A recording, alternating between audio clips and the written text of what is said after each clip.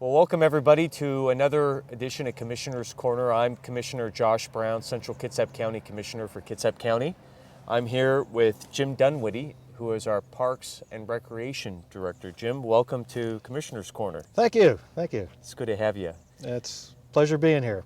So Jim, you're still relatively new here in the county. You were brought on a few months ago, and I think it would be really terrific if you could maybe share with all of our county residents your background in park service and where were you before and your interest in coming out here to Kitsap County to serve as our Parks Director. Well, it's seemed a little strange, but I've hit 6 months here working for Kitsap County. I enjoy it. I had 30 years experience working in New Jersey. The last 23 years as Assistant Director for a county park system. Similar in the same size, a little bit larger in population, different facilities. I retired after 30 years. I wanted to find exactly where I wanted to have my second career, and I grew up in Cleveland and always wanted to live in the Seattle area. So at first I started looking at the East Coast, and then I centered out up in here, and the timing of the Kitsap job and my interest coincided. What do you notice as differences between park systems on the East Coast, where you're from in New Jersey, versus here in the West Coast? Probably the biggest change is the community involvement. We had some, we're actually sitting out here in the fairgrounds, and last January we had some vandalism, that we had some copper wire taken. The Kitsap Sun ran an editorial about the vandalism that occurred in the public parks and school districts and in some private property, and the editorial, the day it ran, that afternoon, we had a couple come in and put up $800 for a surveillance camera system here. And it's the community that's really involved here. I sit at the master plan meeting at the Newberry Hill Heritage Park thinking that there's a 1,000-acre park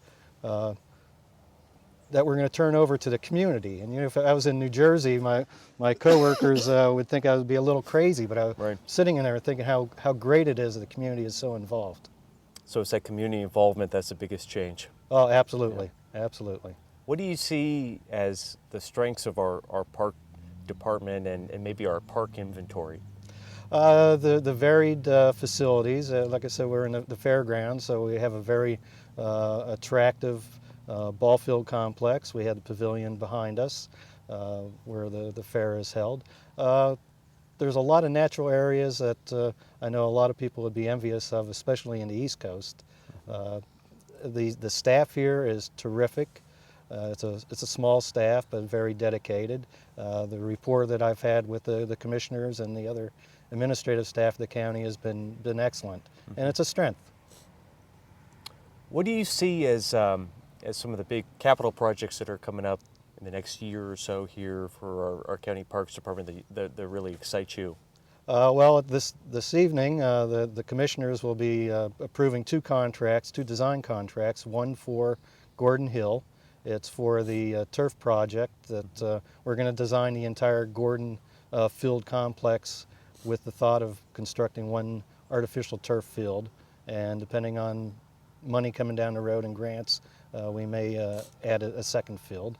We're also doing a design contract for South Kitsap Regional Park.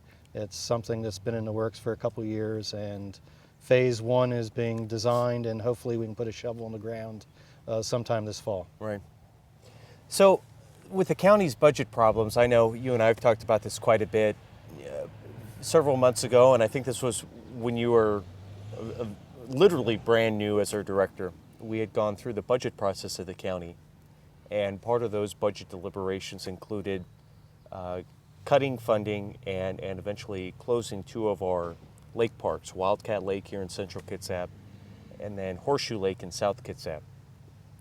The county is now, and really through a lot of your great work with community groups, opening those parks on a limited basis. So could you explain the process the county went through to make that change? Because I think it's really important that folks understand the county hasn't suddenly found a bucket of money somewhere, and we weren't crying wolf when it came to not having funding resources. You mentioned a minute ago of being pretty short-staffed here at the Parks Department. But there's some genuine reasons that the county kept those parks open is because of community involvement. So could you kind of explain both of those situations a bit better? Well, I'm fortunate to be able to have some resources that I can move around in terms of our budget. The best example I have is Wildcat Lake. With moving around resources, I was probably looking at opening the park 3 or 4 days a week. With the minimum staff, we had a community group, the Tri-Babes, who practice at the Wildcat Lake Park on Tuesdays. Lisa Ballou, who is somewhat of the organizer, I've met with her. She was concerned about her event being canceled because of the closing. What we actually did was able to create a partnership, and her group has somewhat adopted Wildcat Lake Park on Tuesdays, so I was able to open an extra day during the week. They're doing a fundraiser on a weekly basis. They're paying for supplies. We're probably going to get $5,000 or $6,000 in cash donations from the group. So with their help in picking up garbage and being my eyes on Tuesdays, we're able to open that. We tried to do the same arrangement at Horseshoe Lake. We thought we had another governmental agency that was going to help us expand a couple days of the week. That hasn't worked out, so we're looking at community groups. But Wildcat Lake is open 5 days a week. It's closed on Wednesdays and Thursdays. It will stay open through the middle of September. Horseshoe Lake we just opened this weekend, and we open Saturdays, Sundays, and holidays through the middle of September. All right. So the Newberry Hill Heritage Park is an exciting project coming up. Where is that in terms of the planning process, and what should the community expect over the next couple months? It's an exciting project. A week into me being here, I got to go to my first master plan meeting, which I guess was the first master plan, community master plan meeting. It's almost an 1,100-acre park. We're looking to have the final piece come into play sometime this year from DNR to make the last land transfer. I think it's about 280 acres. There was a great work party, Leadership Kitsap, and the stewardship group was just out there yesterday. I guess Lori Raymaker will tell you a little bit about that, but it was a phenomenal day.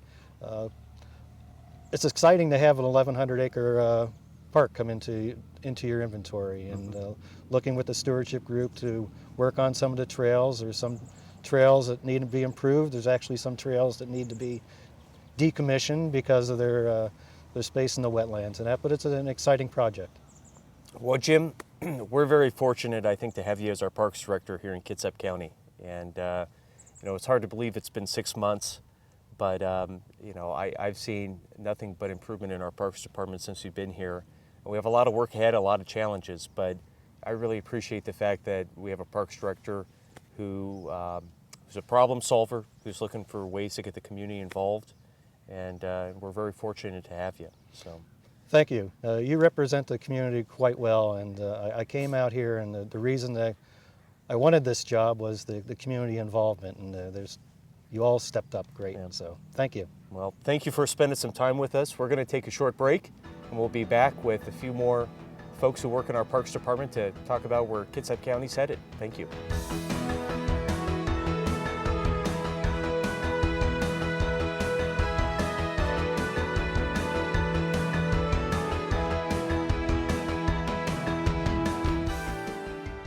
Welcome back, everybody, to Commissioner's Corner. I have here Martha Droge, our Parks Project Coordinator with Kitsap County. Martha, thank you for joining us. Thank you for having me.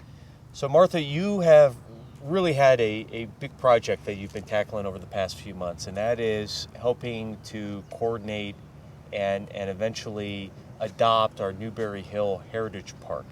Maybe you can give us a little overview of that master planning process for the Newberry Hill Heritage Park, where it is right now, and what has been accomplished over the past few months in terms of public feedback. Absolutely. Well, as a lot of people may remember, the park is on Newberry Hill Road near Klahowya Secondary School, and that's very important because it's a park that surrounds the school and is very much a part of the community. And some of the park land is being conveyed from the Department of Natural Resources, and so last summer when the first parcel came to the county's ownership, you had promised the community that we would do a community-based master plan process, and so that is what we have done. We started in November of 2009, so just a few months ago, and we have concluded the public meetings as of April of 2010. And the master planning process has been, I think, a very successful and productive one that has resulted in a final plan that has really been shaped by the community through these community meetings. So the first public meeting was in November, and we had a welcome to over 100 participants from the community. It was very well advertised, and through flyers and through the website and through postcards sent to everyone who lived within a quarter-mile area. And so we got very good attendance. And we, at the meeting, introduced people to the park itself, to the land, to the opportunities and constraints for future development at the land. We had representatives from the granting agency, the Recreation and Conservation Office, who were there to answer questions about requirements of the grant that's associated with the land through the acquisition. We had representatives from the Department of Natural Resources to talk about their requirements of us while the land transfer of the final parcel is still ongoing. And again, we reviewed the site analysis of the park to look at opportunities and constraints. After that meeting, we had many opportunities for people to send in through email or through regular mail. We made up little postcards for people to send in their comments of what would they like to see at the park, what would they not like to see at the park, and just any other comments in general. And I should mention at this point that we had a steering committee of representatives from the community that you appointed, and who met with me to make sure that I was really responding accurately to what the public had asked for in the public meeting and in the subsequent public comment. So we took a break in December because of the holidays for the public meetings, and we came back in January. And in January we had another very well publicized and well attended public meeting. All of the meetings were, by the way, at Klahowya Secondary School, and all of the information is available on the website if you want to see all the presentations that were given. In any case, in January, in response to the public comment we had received in November and December, I presented a couple of different schemes or concepts of how the kinds of uses that people talked about wanting at the park, how they could lay out on the land, how they could be arranged and configured. And then we got reaction from people, and people were really great and made really insightful, productive comments about why they liked this and they didn't like that, and they wanted parts of one concept and parts of another to be combined, and so on. So we came back in February with a refined combination of what seemed to be the most popular ideas, and there were actually a couple of different components for people to react to. And so that we again took more public comment and more dialogue and more conversation, and then came back in March with a refined concept, and again tweaked it again and based on the public comment. And then we have now the final master plan that was approved by the consensus of the group of the public at the April meeting, and then it has been approved by the Parks and Recreation Advisory Board at their public meeting in April, and it will now be coming before the Board of County Commissioners for approval in June. Okay. So that's a pretty tight timeline for a master planning process. Very aggressive. For a park that is over 1,000 acres, it would be very typical that it could take anywhere from 8 to 12 months. And so we really focused on it, made it a very intensive and collaborative process to make sure that your mandate was met, that the public would have some idea of what could be going on there so they could begin this summer. And that's happening. So that was really what was pushing a lot of the timeline, was the ability for the public to go out, enjoy, use a park, improve it this summer. Exactly. And I think it's really been a Herculean effort to be able to meet that timeline. So 1,000 acres sounds like a lot. And you know, if you look on the map, you mentioned that it's south of Klahowya High School, but it really does run much of the length of Seebeck Highway. Close down. It essentially runs from Newberry Hill Road as its northern border down south towards the Hawley interchange, or I should say intersection there with Seabeck Seabeck, Highway. right. So it's a pretty large parcel. But we have other parks in the county that maybe aren't 1,000 acres, but are close. So when you look at our parks inventory, we have Banner Forest, which is several hundred acres, North Kitsap Heritage Park, the Illahee Preserve, which is 450 acres. Where through this master planning process, how do you see the Newberry Hill Heritage Park stacking up in terms of comparing with some of these other parks that have been in our park system for many years? Right. Well, that's a very good question, and one that people had a lot to say about during the master planning process. How does this fit within the larger system? We have 5 heritage parks, which if you look at the Parks, Recreation, and Open Space element of the comprehensive plan, it calls out different categories of parkland, and heritage parks are one of them. And the 5 heritage parks would be Banner Forest, Newberry Hill, Illahee, North Kitsap Heritage Park, and Coulter Creek, that's right. And this master plan for Newberry Hill would probably be most akin to the Illahee Preserve, the other heritage park, where it is largely limited parking areas with trailheads, some interpretive signage, and trail uses for hikes, in Newberry Hill's case, for hikers, mountain bikers, and equestrian uses. And they are the 3 trail user groups who have customarily been using the land while it's been owned largely by DNR for quite some time. And there will also be an area for outdoor classroom space to be designed and developed in collaboration with the school as it fits their needs, and then a small play area as well. But this one would be most like Illahee, which has mostly trails. It has some plans for additional visitor comfort and a play area, but mostly small parking areas. And like the Illahee Preserve, which has a very effective stewardship committee, the Newberry Hill Heritage Park is going to have a stewardship committee. So kind of explain the interplay between the Parks Department, citizens, the park itself, and the stewardship committee, and what their roles and responsibilities are, and how an effective partnership and collaboration between the public, the county, and a stewardship committee can really lead to some pretty special things happening in our parks. Right. Well, I'll leave some of the detail to Lori Raymaker, who will be speaking with you next, and she's our stewardship coordinator and is an expert on all of those things. I can tell you from the capital planning side, it has been invaluable to us to have such a motivated and well-organized young stewardship committee. And I say young because they're fairly new as a group, but they are very, very smart, active, and dedicated. And through the master planning process, they have provided invaluable knowledge about the park, because nobody knows the site better than they do. And they have provided tours for the public. People wanted to, or asked for in the master plan meetings, they wanted meetings or opportunities to be led through the park by people who are really knowledgeable, for horseback riders, for mountain bikers, and for hikers. And that information about when those hikes were offered is available on the website also. And they just did an amazing job at educating us and making sure that the master plan was really relevant, and that when people had questions about the park and what might be a good fit and not, they are very good about saying where trails already are and where they're already maintaining them, where they are working well and where we need to extend them or where we need to reroute them. And some of the members of the stewardship committee are also on the steering committee that again has met with me in between the public meetings throughout the master plan process to make sure that I was hearing it right from the public.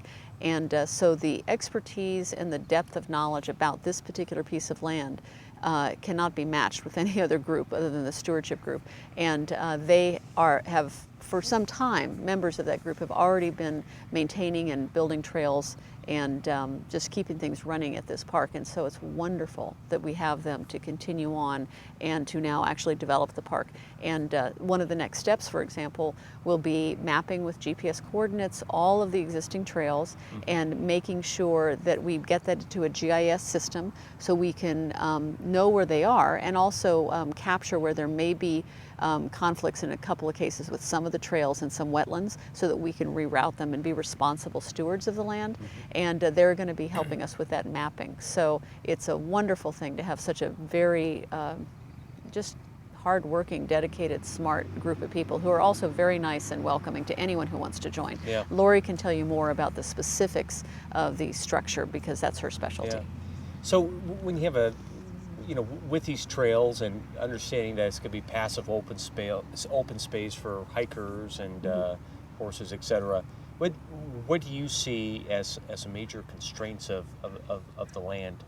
Right. Well, the master plan, as you were just now referring to, is largely trails, the customary trail users, and it's, I think, fair to say that the consensus of the master plan participants in the public and in the public comment, which again is all available online at the website, all really led to people wanting those customary uses to continue, and as the predominant uses, and that is in large part due to the qualities and the characteristics of the land that are very unique. Very large portions of this 1,000-acre park are taken up with wetlands and other sensitive areas that fall within the critical areas ordinance in terms of protections. And you have some steep slopes, you have some geohazard areas that you normally would not be developing anyway. We did a kind of a fun exercise during the master plan where we made a model at 1 inch to 200 feet and 10-foot contours in elevation, and people could actually see how much of the land was taken up by wetlands and steep slopes. Right. And that was very helpful because even though it's 1,000 acres and you could put all of downtown Silverdale in it in terms of sheer acreage, the majority of the land really is good for what it's supposed to be now, a passive use enjoyment park, and something that provides the residents of the growing urban growth area of Silverdale with a wonderful buffer of natural area where they can enjoy at a very short drive. Well, that's what I find amazing about this master planning process to date is that, at the beginning, I think we all knew that there were a group of neighbors and residents of the area who would use these DNR parcels for hiking and for trails. But until we went through this 6-month master planning process, none of us were really sure. Maybe the results would come back, and the community really wanted to build 20 ball fields out there, or the community really wanted to build, maybe a skate park or what have you. We weren't quite sure, but when we went through those public meetings and the consensus came back that just keeping this area as passive use open space for trails, and as you said, having a permanent wildlife and open space buffer west of Silverdale, the largest commercial area in the county, just doing that was enough. It was pretty heartening. Right, and it's also compliant with the comprehensive plan, so that's the good news. It's all working, as it's supposed to be. Yeah. Well, Martha, I appreciate all your great work on this master planning process. It's been really great to see you in action leading a lot of these public meetings and open houses. And we're going to take another short break and be back with Lori Raymaker.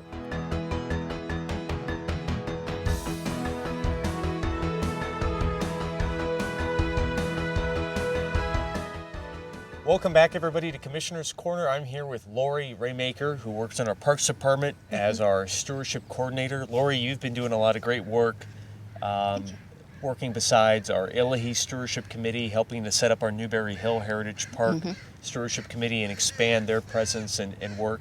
What are some exciting things that you see kind of happening in the future here with some of our stewardship committees that you want to share with the community? Well, I'd like to start with Illahee, with Newberry Hill, sorry. They are probably a model stewardship group. They are so diverse in their interests and what they do. And so it's nice to have that diversity in a stewardship group. We have people who are lawyers who are helping with paperwork to apply for 501c3 status. We have people who are out on the trails, building trails. We have people who are interested in the treasury part of it and handling the money, taking notes, running a website. And so it's all coming together as a really, really good group that's well-rounded, that can really get the job done. Wow. Well, that must be very exciting to see that really synthesize here as the master planning process is being wrapped up. Yes, it is. And then a group stewardship committee that's been up and running for some time has been the Illahee Yes. Stewardship Committee. What are some exciting things that they've been working on? They just finished a rain garden, a demonstration rain garden out on Elmira Road where our new parking lot is out there. And so members of the public can go out, look at the rain garden, see how to plan and how to build and design a rain garden. So they've had that as a huge project that they're just completing right now. And they, once again, are too a model stewardship group in that they have such a diverse group of people involved. They have people who are interested in designing signs and building interpretive signs, who are interested in doing trails, and they also have a nonprofit group that's associated with them for their funding. So it's a nice diverse group also to work with. Anything else happening at some of our other parks in Central Kitsap that you'd like to share? We have National Day of Caring coming up on June 23rd, and that is run mostly by the United Way. And we will have 4 different projects going on in the Parks Department on that particular day. We'll have 1 in the South County, 2 in Central County here, and 1 in the North County. The 2 in the Central County will be working with the Clear Creek Task Force out at Old Mill Park, doing some trail work out there and laying down some gravel to better identify where the trails go. And then also in the Central County here, we'll be working at Saltwater Park, which is a very small park out at Keyport. Right, yeah. Yeah. Terrific. Yeah. Well, Lori, I really appreciate all the great work that you do getting our community energized and involved. And, you know, I think the thing that all of us really appreciate at the county is having folks willing to volunteer their time and give back to the community, because it really makes our county and our parks stronger and better. So thank you for all the great work that you do. You're welcome. And with that, you know, we're going to be closing another episode of Commissioner's Corner. I do want to share, and we're going to be actually showing some footage of our dedication of Pete Ross Way.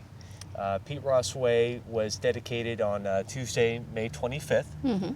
And what was exciting about this, for quite a while, the road that was known as Shoal Farm Road, was actually split in 2 by Highway 3. So we had Shoal Road on the southern part of the highway, or I should say on the eastern part of the highway, and Shoal Road on the western part of the highway. Well, the part on the western part of the highway, which connects over with Clear Creek Road and is just outside of our Greaves Way, our new county road, didn't really make much sense that we had one road name for 2 roads that were disconnected. So to honor Pete Ross and a lot of his great work supporting our local peewees, and because that road leads down toward the peewee fields, we decided that it would make sense to rename it Pete Ross Way. So it was a special event. Nice to be able to honor somebody in our community who helped to give back and help kids and the local baseball peewee organization here in Central Kitsap. So hope you enjoy that footage, and we'll see you next time on another edition of Commissioner's Corner.